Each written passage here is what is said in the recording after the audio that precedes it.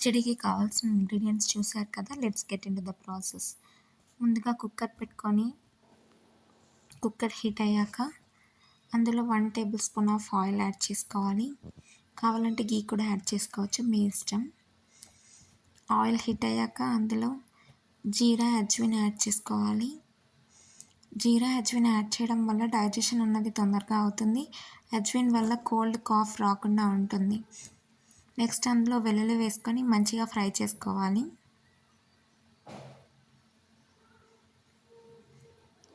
వెల్లుల్లి ఫ్రై అయ్యాక అందులో ఆనియన్ ఇంకా 1 స్లైస్ ఆఫ్ చిల్లీ కూడా యాడ్ చేసుకోవాలి.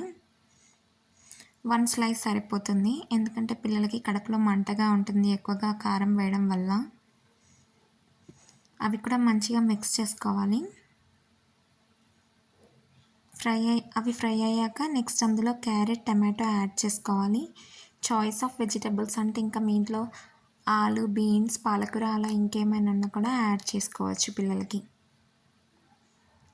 అవి కూడా మంచిగా మిక్స్ చేసుకొని ఫ్రై అవ్వనివ్వాలి.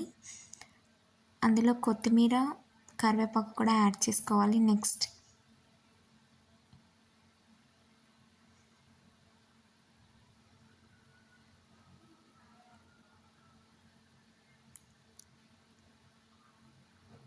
మంచిగా ఫ్రై అయ్యాక కాస్త సాల్ట్ వేసుకోవాలి టేస్ట్కి తగినట్టుగా. ఇది కూడా మంచిగా ఫ్రై అయ్యాలి.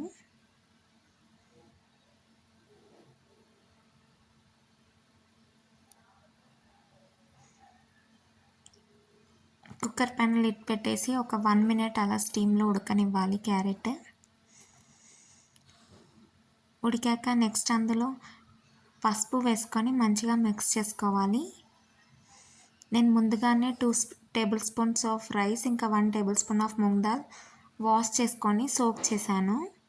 మీరు కావాలంటే పెసరపప్పు ప్లేస్లో కందిపప్పు అలా ఇంకేమైనా కూడా యాడ్ చేసుకోవచ్చు.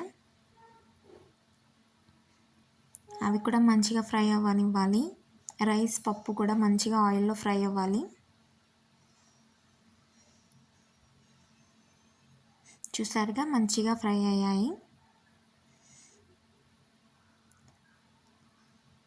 ఇంకా అందులో వాటర్ యాడ్ చేసుకోవాలి. వాటర్ కాస్త ఎక్కువగానే యాడ్ చేసుకోవాలి, ఎందుకంటే పిల్లలకి స్మూత్గా ఉంటే డైజెషన్ అన్నది తొందరగా అవుతుంది.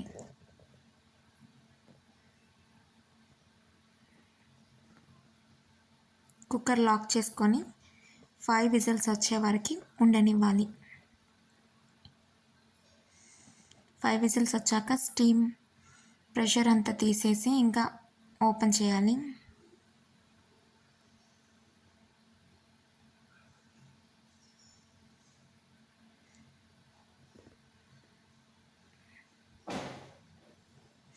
మీరు చూసినట్టయితే రైస్ బాగా కుక్ అయ్యాది, కానీ ఇంకా మా చిన్నోడికి నేను కాస్త స్మూత్గానే తినిపిస్తాను. సో ఇంకా కొంచెం మెత్తగా అవ్వడానికి నేను స్మాష్ చేశాను.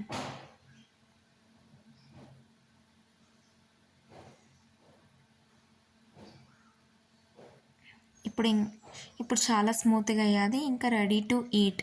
Thanks for watching.